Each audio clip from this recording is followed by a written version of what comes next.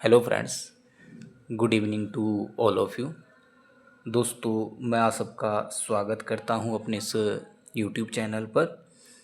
Friends, आज हम mathematics की इस कक्षा में भिन्न या फ्रैक्शन के बारे में डिटेल से डिस्कस करेंगे।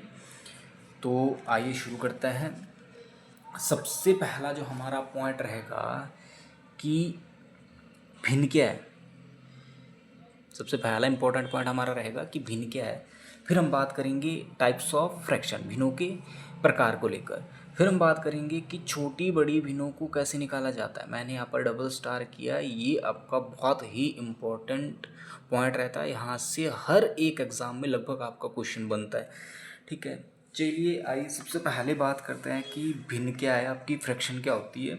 वैसे तो हमने भिन्न को लेकर आपका सबसे पहले नंबर सिस्टम में भी चर्चा की थी, जहां हमने नंबर सिस्टम में आपकी परिमेय संख्याएं या रेशनल नंबर को पढ़ा। वही जो रेशनल नंबर की परिभाषा, वही आपकी भिन्न की भी परिभाषा है। उसके बाद हमने बात की थी आपकी इससे ठीक पहले, जहां आपका सिंप्लीफिकेशंस की क्लास हुई थी, जहां हमने ऑपरेशन ऑन फ्रैक्शंस को डिस्कस किया है, यानी भिन्नों पर संक्रियाओं को डिस्कशन किया। वहीं पे हमने भिन्न क्या है उसके बारे में भी पढ़ा था। लेकिन एक बार फिर से चलिए आइए इसको डिस्कस करता है कि भिन्न की जो ये परिभाषा कहती है। भिन्न परिभाषा कहती है कि कोई भी संख्या जो पी बाय क्यू के फॉर्म में लिखी हो, कोई भी संख्या जो p अपॉन क्यू के फॉर्म में लिखी हो। अब ध्यान रखना, जो बटे के ऊपर वाला अंक होता है उसे अंश का मान कहा जाता है, अंग्रेजी में इसे न्यूमिनेटर कहा जाता है। यानी p मान लीजिए कोई संख्या या अंक है, तो ये क्या है, अंश है, न्यूमिनेटर है।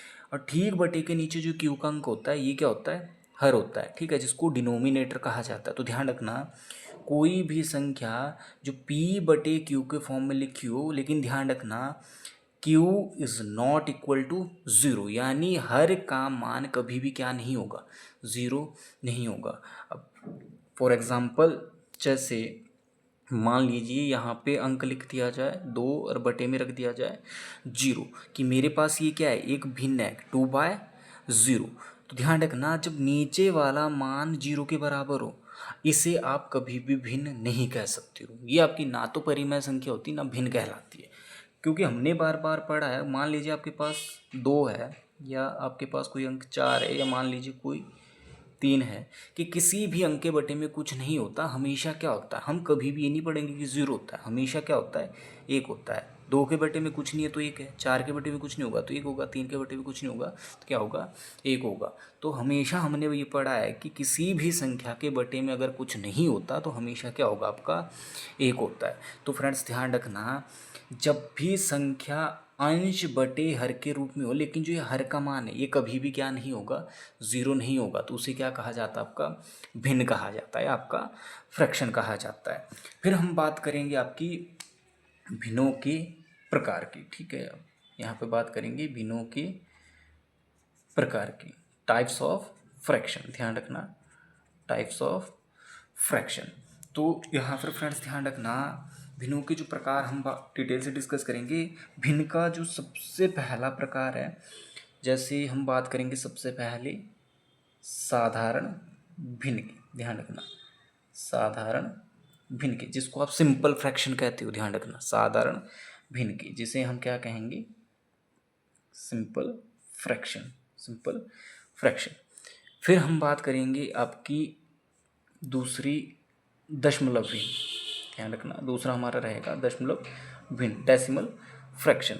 फिर हम बात करेंगे सतत भिन्न की, जिसको आप कॉन्टिन्यूस फ्रैक्शन कहते हो, या इसे ही क्या कहा जाता है, लैडर फ्रैक्शन भी कहा जाता है। लैडर आपकी सीढ़ी होती है। ठीक है, आपने देखा होगा कई फ्रैक्शंस आपकी कुछ इस फॉर्म में लिखी होती है। जैसे मान लीजिए मैं यहाँ पे लिख दूँ 2 + 2/3, मैं यहाँ पे लिख दूँ 3 + 3/4, मैं यहाँ पे लिख दूँ 4 + 4/5। एक भिन्न के बटे में दूसरी भिन्न, दूसरी भिन्न के बटे में तीसरी भिन्न, ये क्या बन जाती है, एक सीढ़ी नुमा। ठीक है, तो इसी सीढ़ी नुमा को आपको क्या कहा जाता है, लैडर फ्रैक्शन। और सबसे अंत में हम बात करेंगे आपकी व्युत्क्रम भिन्न की, इनवर्स फ्रैक्शन, व्युत्क्रम भिन्न, इनवर्स फ्रैक्शन। देखो व्युत्क्रम भिन्न को यहीं पे स्टार्ट करें। जैसे आपसे कभी पूछ लिया जाए 2/3 का व्युत्क्रम भिन्न क्या है, तो इन दोनों अंकों को क्या करोगे, पलट दोगे। व्युत्क्रम का मतलब क्या होता है, उल्टा होता है। तो ये 2/3 का क्या हो जाएगा, 3/2। तो ये आपकी व्युत्क्रम भिन्न। यहाँ पर बात करेंगे आपकी साधारण भिन्न से, तो ध्यान रखना जो आपकी साधारण भिन्न है ये अपने आप में 3 तरीके की है। ठीक है, जो साधारण भिन्न है ये अपने आप में कितने तरीके की होगी, आपकी 3 तरीके की। सबसे पहले बात करेंगे एक साधारण भिन्न। ठीक है, जहाँ पर मान लीजिए अंश का मान क्या हो, छोटा, और हर का मान क्या हो जाए, बड़ा। जैसे यहाँ पर मैंने भिन्न लिख दी 2/5। ठीक है, तो हमेशा ध्यान रखना जब भी अंश का मान क्या होता है, छोटा होगा, ध्यान रखना, और हर का मान क्या होगा, बड़ा होगा, तो उसको क्या कहा जाता है, उचित भिन्न कहा जाता है। ध्यान रखना ये क्या होती है, आपकी प्रॉपर फ्रैक्शन कहलाती है, उचित भिन्न, या आप कह सकते हो प्रॉपर फ्रैक्शन, प्रॉपर फ्रैक्शन। फिर दूसरा, अब इन्हीं अंकों को मैं अगर पलट दूँ तो नंबर मैं ऐसे लिख सकता हूँ 5/2। ठीक है, यानी जब अंश का मान क्या हो जाए, बड़ा, जब अंश का मान क्या हो जाए, बड़ा, और हर का मान क्या हो जाए, आपका छोटा हो जाए, तो इस भिन्न को हमेशा क्या कहा जाता है, अनुचित। ध्यान रखना ऐसी फ्रैक्शन को क्या कहा जाएगा, अनुचित, यानी आप कह सकते हो इम्प्रॉपर फ्रैक्शन, इम्प्रॉपर फ्रैक्शन। ठीक है, और सबसे अंत में आपकी मिश्रित भिन्न। ध्यान रखना सबसे अंत में आपकी मिश्रित भिन्न, मिक्स रेशियो। ठीक है, जिस मिक्स फ्रैक्शन, जैसे आप कह सकते हो 2/1/2। ठीक है, ध्यान रखना हमेशा ही आपके पास जब भी एक मिश्रित भिन्न बनती है, आप देखकर ही बता सकते हो। ध्यान रखना जो ये पहले वाला अंक होता है ये आपका एक पूर्ण संख्या है, एक आपका क्या है, होल नंबर है। ठीक है, और अगर मैं केवल इस भिन्न की बात करूं, अब देखो ऊपर वाला मान क्या है, छोटा है, और नीचे वाला मान क्या है, आपका बड़ा है। तो जब भी ऊपर वाला मान छोटा होगा, नीचे वाला मान बड़ा होगा, उस भिन्न को क्या कहा जाता है, उचित भिन्न। तो आप कह सकते हैं ये आपकी क्या है, उचित भिन्न है। तो फ्रेंड्स यहाँ पर इस क्वेश्चन को भी ध्यान रखना, अगर कभी पूछ लिया जाए मैथमेटिक्स की टर्म में कि एक मिश्रित भिन्न का निर्माण होता है। ठीक है, ध्यान रखना कि अगर क्वेश्चन पूछा जाए कि एक मिश्रित भिन्न का निर्माण होता है तो कैसे होगा, एक पूर्ण संख्या और एक उचित भिन्न के बनने से ही या मिलने से ही आपका क्या बनता है, एक मिश्रित भिन्न का निर्माण होता है। अगर आपके पास क्वेश्चन कुछ इस तरीके से हो 2/1, ये कभी भी आपकी मिश्रित भिन्न नहीं हो सकती। ध्यान रखना ये कभी भी आपकी मिश्रित भिन्न नहीं हो सकती। कारण क्या है कि यहाँ पर चलो पूर्ण संख्या तो है हमारे पास, लेकिन अगर मैं इस फ्रैक्शन की बात करूँ तो इस फ्रैक्शन में ऊपर वाला अंक क्या है, बड़ा है, और नीचे वाला क्या आपका छोटा है। जबकि कभी भी मिश्रित भिन्न में आपकी कोई ऐसी फ्रैक्शन नहीं हो सकती जो आपकी कैसी हो, अनुचित हो। ध्यान रखना एक मिश्रित भिन्न का निर्माण हमेशा एक पूर्ण संख्या और एक उचित भिन्न के मिलने से ही होता है। तो फ्रेंड्स ध्यान रखना साधारण भिन्न अपने आप में तीन प्रकार की होती है। सबसे पहले उचित प्रॉपर फ्रैक्शन, फिर आपका अनुचित इम्प्रॉपर फ्रैक्शन, और सबसे लास्ट में आपकी मिश्रित भिन्न। अब देखो उचित भिन्न कैसी होती है, बटे के जो नीचे वाला नंबर होता है हमेशा टोटल नंबर होता है आपका। ठीक है, कि मान लीजिए यहाँ पर सेब आपके पास टोटल कितने, 5 है। सेब की संख्या कितनी है, 5 है, और छात्रों की संख्या कितनी है, 2 है। ठीक है, ध्यान रखना छात्र कितने, 2 है, और यहाँ पर सेब कितने, 5 है।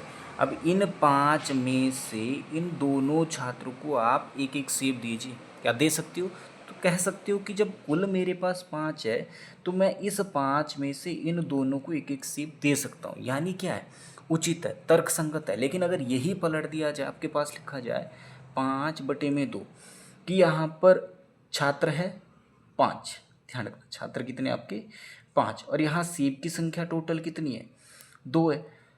अब प्रत्येक छात्र को एक एक सेब देना है। ठीक है, ऐसा नहीं कि काट के दोगे आधा आधा, एक एक सेब पूरा देना है। अब पूरा सेब कैसे दोगे कि सेब आपके पास 2 है और 5 छात्रों को एक एक सेब दोगे, नहीं हो सकता है पॉसिबल।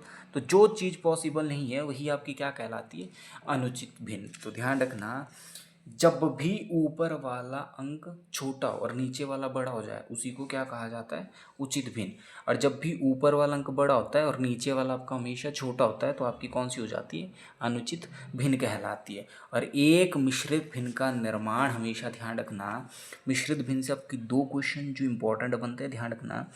पहला क्वेश्चन तो यही है कि एक मिश्रित भिन्न का निर्माण एक पूर्ण संख्या और एक उचित भिन्न के कारण होता है। दूसरा पॉइंट ध्यान रखना यहाँ पर, अगर मैं दूसरे पॉइंट की बात करूँ कि जो मिश्रित भिन्न है उसका जो अंतिम रूप होता है, ध्यान रखना एक मिश्रित भिन्न का जो अंतिम रूप होता है तो हमेशा कैसा होगा, एक अनुचित भिन्न ही कहलाती है या अनुचित भिन्न होता है। जैसे हमने यहाँ पे नंबर लिख दिया 2 सही 1/2। पहले तो चेक करेंगे क्या ये मिक्स फ्रैक्शन है कि नहीं है। तो यहाँ पे देखिए 2 सही 1/2 पूर्ण संख्या और ये उचित भिन्न, तो हमारी एक पूर्ण संख्या एक उचित भिन्न क्या हो जाती है, आपकी एक मिश्रित भिन्न। अब देखो जो दो की यानी जो हर की गुणा है एक पूर्ण संख्या में कीजिए, 2 गुणा 2 कितना हो गया, 4। ठीक है, 4 रे कितना हो गया, 4 रे 5 और बटे में आपका 2, तो 4 रे 5/2। ध्यान रखना 2 गुणा 2 4 रेख 5 और बटे में जो अंक हर में है उसको हमेशा हर में रखोगे। अब देखिए संख्या क्या होगी, 5/2। अब देखो ऊपर वाला मान क्या हो गया, बड़ा और नीचे वाला छोटा। तो जब भी ऊपर वाला मान बड़ा होगा और नीचे वाला मान क्या हो जाए आपका छोटा हो जाए तो उसे हमेशा क्या कहा जाता है, आपका एक अनुचित भिन्न ही कहा जाता है। तो इसको थोड़ा सा फिर देख लेते हैं। हमने बात की भिन्न को लेकर हमने बात की कि भिन्न क्या होती है। सबसे पहले हमने बात की कि भिन्न की परिभाषा ही कहती है कि कोई भी संख्या जो अंश बटे हर के रूप में हो यानी p/q के फॉर्म में हो, लेकिन जो हर का मान है q का मान है कभी भी क्या नहीं होगा, आपका जीरो नहीं होगा। अगर जीरो नहीं है तो आपकी फ्रैक्शन बन जाती है, परिमेय संख्या भी कह सकती हूँ। फिर हमने बात की इसके प्रकार की जब बात करोगे हमने बात की साधारण भिन्न, दशमलव भिन्न, सतत भिन्न और व्युत्क्रम भिन्न। व्युत्क्रम भिन्न में हमने बात की कि ये हमेशा उल्टा होता है, जैसे 2/3 का तो 3 को ऊपर ले जाइए, 2 को बटे में रख दीजिए, 3/2 ये व्युत्क्रम भिन्न हो जाता है। फिर हमने बात की साधारण भिन्न की साधारण भिन्न 3 तरीके की होती है। एक आपकी उचित भिन्न जो आपका प्रॉपर फ्रैक्शन है, जब ऊपर वाला मान छोटा और नीचे वाला मान क्या हो जाए आपका बड़ा हो जाए तो उसे उचित भिन्न कहा जाता है। जब ऊपर वाला मान बड़ा और नीचे वाला मान क्या हो जाता है छोटा तो उसे अनुचित भिन्न कहा जाता है। सबसे अंत में आपका मिश्रित भिन्न, तो ध्यान रखना एक पूर्ण संख्या और एक उचित भिन्न के मिलने से ही क्या बनती है, एक मिश्रित संख्या। और सबसे अंत में आपके पास ठीक है कि इस मिश्रित भिन्न का जो ये लास्ट रूप होगा, अंतिम रूप होगा, ये क्या होगा, एक हमेशा अनुचित भिन्न ही होता है। ठीक है, अब हम बात करेंगे आपका तीसरा पॉइंट, सबसे बड़ी और सबसे छोटी भिन्नों को निकालना।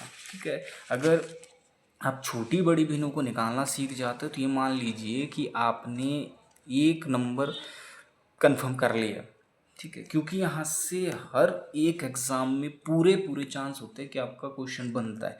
ठीक है, तो सबसे पहले यहाँ पर बात करेंगे, जैसे मान लीजिए मैं आपके पास कोई 2 नंबर लिख दूँ या 2 फ्रैक्शन ही लिखते हैं, पहले उसको समझ लेते हैं। जैसे नंबर यहाँ पे लिख दिया जाए 4/6 और यहाँ पर लिख दिया जाए 4/8।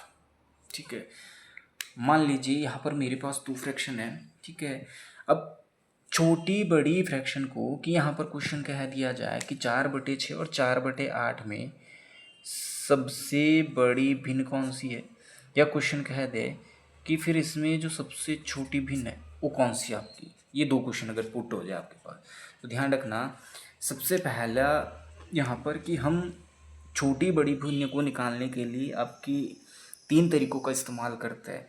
ठीक है, जैसे सबसे पहला जो यहाँ पर तरीका इस्तेमाल किया जाए, ठीक है, जैसे नंबर लिख दिया जाए 4/6 और यहाँ पर लिख दिया जाए 4/8। ठीक है, अब 4/6 और 4/8 में सबसे पहले हम बात करेंगे बड़ी भिन्न की। 4/6 और 4/8 में हम सबसे पहले बात करेंगे सबसे बड़ी भिन्न की। पहला तरीका क्रॉस मल्टीप्लाई, ध्यान रखना क्रॉस मल्टीप्लाई। जैसे मैं 8 की गुणा किस में कर दूँ, 4 में, 8 गुणा 4 कितना हो गया, तो यहीं पे लिख दीजिए 32 यूनिट। 6 की गुणा किस में कर दीजिए, 4 में, 6 गुणा 4 कितना हो गया, 24। अब देखिए 24 बड़ा होता है कि 32 बड़ा होता है, तो कह सकते हो कि 32 बड़ा है। इसका मतलब 4/6 आपकी क्या है, सबसे बड़ी भिन्न है। ये पहली तरीका। ध्यान रखना, छोटी बड़ी भिन्नों को निकालने के लिए क्रॉस मल्टीप्लाई भी आपका क्या होता है, एक बेस्ट तरीका होता है। फिर हम दूसरी बात करेंगे आपकी भाग विधि या डिवाइड मेथड। डिवाइड मेथड, ठीक है, यानी भाग विधि में फिर से नंबर लिखोगे 4/6 और यहाँ पर 4/8। सबसे पहले देखिए कि क्या 6 से मैं 4 को भाग कर सकता हूँ, तो कहोगे नहीं, क्योंकि ऊपर वाला नंबर क्या है, छोटा है। जब ऊपर वाला नंबर छोटा होता है, नीचे वाला नंबर बड़ा होता है। ये उचित भिन्न है, और उचित भिन्न में भाग करने के लिए हमें ऊपर वाले नंबर को क्या करना होगा, बड़ा करना होगा। कैसे करोगे, सबसे पहले यहाँ पे क्या करोगे, पॉइंट पुट करोगे। जैसे ही पॉइंट पुट करते हो 4 के बाद क्या ऐड हो जाएगी, 0। अब 6 की गुणा इतनी बार कीजिए ताकि 6 के टेबल में 40 आ जाए। क्या आ सकता है, नहीं आ सकता है। तो संख्या ऐसी हो जो 40 से कम हो। 6 की गुणा 6 बार में करोगे, 6 गुणा 6 कितना हो जाता है, 36। तो यहाँ पे लिखोगे 0.6।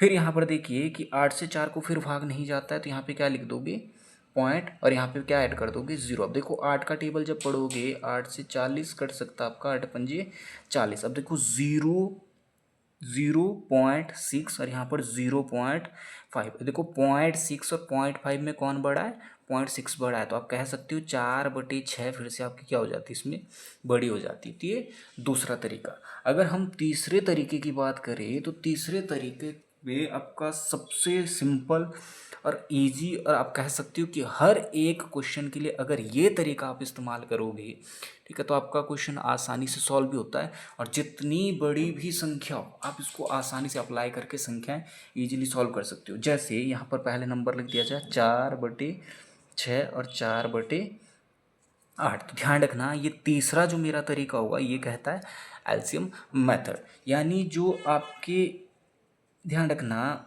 अंश और हर का मान है, उनके बीच का सबसे पहले क्या निकालोगे, डिफरेंस। अब देखो 4 और 6 में अंतर कितना है, 2 का। यहाँ पर अगर बात की जाए 8 और 4 में जो अंतर है कितने का है, 4 का। अब जो ये दोनों का अंतर है, इन दोनों के अंतर का क्या निकालोगे, एलसीएम। इन दोनों का एलसीएम कितना होगा, 4। अब ध्यान रखना, दोनों जो अंतर के अंक है उससे एलसीएम को डिवाइड करोगे। अगर मैं 2 से 4 को डिवाइड करूँ कितनी बार में, कह सकते हो 2 बार में। अब देखो 4 और 6 के बीच का अंतर कितना था, 2 था, और 2 से एलसीएम को डिवाइड करने पे कितना मिला, 2। तो ठीक जो ऊपर वाला अंक है, इस अंक में मैं इस 2 की क्या करूँगा, गुणा। तो 4 गुणा 2 कितना हो गया आपके पास, 8। ध्यान रखना कितना हुआ, 8। अब इस 4 से 4 को डिवाइड करोगे कितनी बार में, एक बार में। तो ठीक ऊपर वाला अंक क्या है, 4 है। 4 की गुणा अगर एक में कर दी जाए तो आपके पास नंबर ही कितना होगा प्राप्त, 4। अब देखो 8 और 4 में बड़ा कौन है, छोटा कौन है, तो 8 बड़ा है, और 8 किसकी वैल्यू होगी, 4/6 की। तो आप इसमें भी कह सकते हो कि 4/6 आपकी क्या हो जाती है, सबसे बड़ी संख्या। तो ध्यान रखना, एक बार इसको फिर से देखते हैं कि जब भी छोटी बड़ी भिन्न निकालती हो, ठीक है, तो यहाँ पर आपके 3 तरीकों को हमने इस्तेमाल किया, 4/6 और 4/8 की। इन दोनों में बड़ा कौन है और छोटा कौन है। तो यहाँ पर सबसे पहले हमने देखा क्रॉस मल्टीप्लाई। ध्यान रखना, ये जो आपका सबसे पहला तरीका हमने इस्तेमाल किया, क्रॉस मल्टीप्लाई, कि 4/6 और 4/8 में कि इस 8 की गुणा हमने किस में की आपकी, ध्यान रखना, 8 की गुणा हमने की 4 में। 8 गुणा 4 कितना हो गया आपका, 32, और 6 गुणा 4 कितना हो गया, 24। 24 और 32 में 32 बड़ा, 32 किसकी वैल्यू, 4/6 की। तो 4/6 आपकी सबसे बड़ी वैल्यू। फिर हम बात करेंगे भाग विधि की। हमने बात की भाग विधि की कि 6 से 4 को डिवाइड नहीं किया जा सकता था, तो हमने क्या पुट किया, पॉइंट। जैसे ही पॉइंट पुट किया 4 के बाद क्या ऐड होगी, 0, और ऊपर वाला अंक क्या हो गया आपका, बड़ा हो गया। तो 6 से 40 को 6 बार में डिवाइड करोगे, 6 गुणा 6 36। इसके पास पहुंच गए हो, तो एक ही बार डिवाइड करना है, अंदाजा हो जाएगा आपको कि बड़ी संख्या कौन सी, छोटी कौन सी है। 8 से 4 डिवाइड नहीं होता, तो हमने यहाँ पे क्या पुट किया, पॉइंट। पॉइंट ऐड करते हैं, यहाँ पे क्या ऐड हो जाएगी, 0। 8 से 40 आपका पूरा पूरा डिवाइड हुआ 5 बार में। तो 0.6 और 0.5 में बड़ी संख्या फिर से कौन सी होगी आपकी, 4/6, क्योंकि 0.6 किसकी वैल्यू थी, 4/6 की। और मेरे अकॉर्डिंग अगर मैं बात करूं, ठीक है, या मैं भी जब भी कोई एग्ज़ाम में बात करूं, तो मैं जिस भी फॉर्मूले का इस्तेमाल करूंगा या किस भी विधि का इस्तेमाल करूंगा, तो मेरी एक तीसरी विधि ही इस्तेमाल होगी, सबसे ईजी होता है, और ये है आपका एलसीएम मेथड। तो मेरे अकॉर्डिंग मैं आपको भी ये सलाह दूंगा कि आप एलसीएम मेथड का यूज़ कीजिए, चीज़ें आपके लिए और आसान हो जाएगी। एलसीएम मेथड में हमने देखा कि 4/6 जो पहली फ्रैक्शन है, उन दोनों अंकों के जो बीच का जितना अंतर है, कितना अंतर था आपका, 2 का अंतर। फिर 4/8 में 4 और 8 के बीच का अंतर कितने बराबर था, 4 के बराबर। तो 2 और 4 का जो हमारा एलसीएम आया कितना आया, 4। पहले मैंने 2 से 4 को डिवाइड किया तो कितनी बार में आपका, 2 बार में। और इस 2 की गुणा ठीक ऊपर वाले अंक में, 4 गुणा 2 कितना हो गया आपका, 8। 4 से मैंने 4 को डिवाइड किया कितनी बार में, 1 बार में। अब इस 1 की गुणा मैं किस में करूँगा, 4 में। 4 गुणा कितना हो गया, 4। 4 और 8 में 8 बड़ा था और 8 किसकी वैल्यू थी, 4/6 की। तो आप कह सकते हो कि 4/6 आपकी क्या है, सबसे बड़ी संख्या है। तो एक क्वेश्चन को फिर से देखते हैं आपके पास। जैसे अभी यहाँ पर क्वेश्चन लिख दिया जाए, जैसे मान लीजिए यहाँ पे कोई बड़ा सा नंबर ले लीजिए, जैसे 6/9, ठीक है। यहाँ पे लिख दिया जाए 12/16, इस तरीके से, ठीक है। कि इनमें कौन सी संख्या आपकी बड़ी है, कौन सी संख्या आपकी छोटी है। तो यहाँ पर भी मेरे अकॉर्डिंग मैं सबसे पहले तीसरा तरीका इस्तेमाल करूँगा। जैसे कि 4 और 6 की अगर मैं बात करूँ कि 6 और 9 में, 6/9, 6 और 9 में अंतर कितने का हुआ, 3 का। 12 और 16 के बीच की अगर बात करूँ तो अंतर कितने का हो गया, 4 का। अब 3 और 4 के बीच का क्या निकालोगे, एलसीएम। एलसीएम कितना आया, 12। 3 से 12 को जब डिवाइड किया तो कितनी बार में डिवाइड हो गया, 4 बार में। तो 6 की 4 में गुणा होगी, 6 गुणा 4 कितना हो गया आपका, 24। अब जब 4 से 12 को डिवाइड किया जाए कितनी बार में, 3 बार में। तो 12 की गुणा डायरेक्ट किस में करोगे, 3 में। 12 गुणा 3 कितना हो गया आपका, 36। तो 36 किसकी वैल्यू है, 12/16 की। तो 12/16 आपकी क्या होगी, सबसे बड़ी संख्या हो जाती है, ठीक है। तो फिर से इसको थोड़ा सा रिवाइज कर लीजिए कि जैसे 6/9 और 12/16 में कौन सी बड़ी संख्या, कौन सी छोटी है। तो हमने इस्तेमाल किया एलसीएम मेथड को। 6 और 9 के बीच का अंतर किसके बराबर हुआ, 3 के बराबर। 12 और 16 के बीच का अंतर कितना हुआ, 4 के बराबर। अब 3 और 4 का जब हमने एलसीएम निकाला तो कितना आया, 12। 3 से 12 को डिवाइड किया गया 3 बार में। तो 3 की गुणा किस में होगी, 6 में। 6 गुणा 3 कितना हुआ, सॉरी 3 से इसको डिवाइड किया 4 बार में। तो 6 गुणा 4 कितना हुआ आपका, 24, ठीक है। फिर हमने 4 से 12 को डिवाइड किया था, सॉरी आपका 3 बार में। और 12 गुणा किससे, 3 से, तो हो गया 36। 24 और 36 में बड़ा कौन है, 36। तो 36 किसकी वैल्यू, 12/16 की। तो यही हमारा क्या हो जाएगा आंसर, कि 12/16 आपकी क्या है, सबसे बड़ी संख्या है। तो फ्रेंड्स आज हमने बात की फ्रैक्शन को लेकर, कि फ्रैक्शन या भिन्न क्या है आपकी, भिन्नों के प्रकार को लेकर हमने बात की थी कि भिन्न कितने प्रकार की है, ठीक है। तो भिन्नों को हम एक्चुअली जो बात करें तो 4 टाइप्स में डिवाइड करते हैं। इसमें जो ये साधारण भिन्न है ये अपने आप में 3 तरीके की होती है। हमने बात की कि एक आपकी साधारण भिन्न, एक आपकी दशमलव भिन्न, दूसरी आपकी सतत भिन्न और आपकी व्युत्क्रम भिन्न। व्युत्क्रम भिन्न क्या उल्टी होती है, उल्टा होता है। आप कह सकते हो 2/3 का व्युत्क्रम भिन्न तो 3/2 हो जाता है। फिर हमने बात की साधारण भिन्न में, कि साधारण भिन्न अपने आप में 3 तरीके की होती है। एक आपकी उचित भिन्न, ठीक है, दूसरा आपका अनुचित भिन्न और तीसरा आपका मिश्रित भिन्न। उचित भिन्न होती है जब अंश का मान छोटा और हर का मान क्या हो जाए, बड़ा हो जाए। जब ऊपर वाला मान छोटा, नीचे वाला मान बड़ा हो जाए। जब ऊपर वाला मान बड़ा होता है और नीचे वाला मान छोटा होता है उसको अनुचित भिन्न कहा जाता है। मिश्रित भिन्न में हमने 2 पॉइंट्स को यूज़ किया। पहला कि एक पूर्ण संख्या और एक आपकी उचित भिन्न। ध्यान रखना है, एक पूर्ण संख्या और एक उचित भिन्न, इन दोनों से ही एक क्या होता है, मिश्रित भिन्न का निर्माण होता है। पहला पॉइंट। दूसरा पॉइंट इसमें इम्पोर्टेंट था कि एक उचित भिन्न का जो अंतिम रूप होता है, ध्यान रखना, एक उचित भिन्न का अंतिम रूप हमेशा एक अनुचित भिन्न ही होती है। हमेशा क्या होता है, एक अनुचित भिन्न ही होती है। तो फ्रेंड्स आज हमने ये आपका डिस्कशन किया। बाकी हमने छोटी बड़ी भिन्नों को निकालना भी यहाँ पर सिखाया, इस पर भी हमने बात की। तो आप इस ही वीडियोस को फिर जैसे ही ये वीडियो आपकी अपलोड होगी, ठीक है, अभी अपलोड नहीं हुई है, लाइव सेशन था, जैसे ही अपलोड होगी आप इसको फिर से रिवाइज करके भी बार बार देख सकते हो। यहाँ से आप डिटेल में भी जो है इसको देख सकते हो क्लियरली। तो फ्रेंड्स आज के लिए बस इतना ही। अंत में वही कि इस वीडियो को ज़्यादा से ज़्यादा लाइक करें, शेयर करें और चैनल को सब्सक्राइब करना ना भूलें। चैनल को सब्सक्राइब करोगे तो मेरी जो हर एक क्लास, चाहे वो मैथमेटिक्स से रिलेटेड हो, चाहे वो आपकी साइकोलॉजी से रिलेटेड हो, वो आपको अपने आप ही प्राप्त हो जाएगी। और जितना ज़्यादा से ज़्यादा इसको शेयर करोगे उतनी ही ये क्लासेस जो है हर एक बच्चे तक पहुंच पाएगी। हर एक बच्चा इन क्लासेस का जो है फ़ायदा उठा सकता है। मैं ये नहीं कहता कि मैं कोई इतना बड़ा गुरु हूँ कि आपको सब कुछ ही सिखा दूँ या सबसे अच्छी तरीके से मैं ही सिखाऊँ, लेकिन अपनी तरफ से यही कोशिश करता हूँ कि आपको जितनी आसानी से, जितना इजी वे में सिखा सके। तो मेरे तरीका,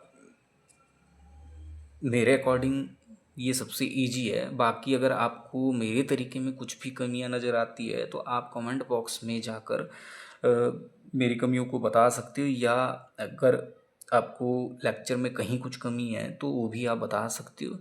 ठीक है, बाकी अगर कोई कमी नहीं है तो आप इसको बार बार डिटेल से देख सकते हो जब भी आपको कहीं दिक्कत होती है। हाँ, इसके अलावा भी अगर आपको मैथ या साइकोलॉजी के किसी अन्य टॉपिक की ज़रूरत है, आपको लगता है कि नहीं इस टॉपिक या ये टॉपिक आपका मोस्ट इम्पॉर्टेंट है, उस टॉपिक के बारे में आप जानना चाहते हो, तो कमेंट बॉक्स में आप मैसेज डाल दीजिए कि किसी भी टॉपिक को लेकर, चाहे वो मैथ का होगा चाहे साइकोलॉजी का होगा। तो अंत में आप सबका बहुत बहुत शुक्रिया, धन्यवाद।